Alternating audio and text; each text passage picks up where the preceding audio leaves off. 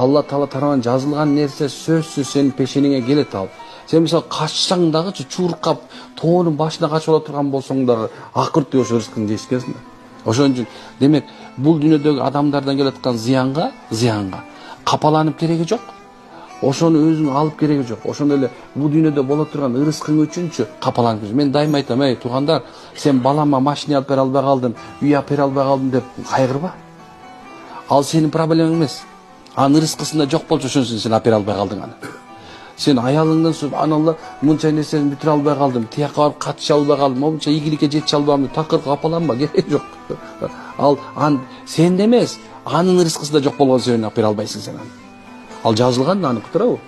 Эгерде анын ырыскысына жазылган болсочу, ал сен себепти Алла кааласа сен себеп берип коет, Алла кааласа сени ойлонбой туруп сен жок деле башка менен берип коет ал. Ал Алланыкы да. Ошон себебинен ушуну такыр унутпаңыздар.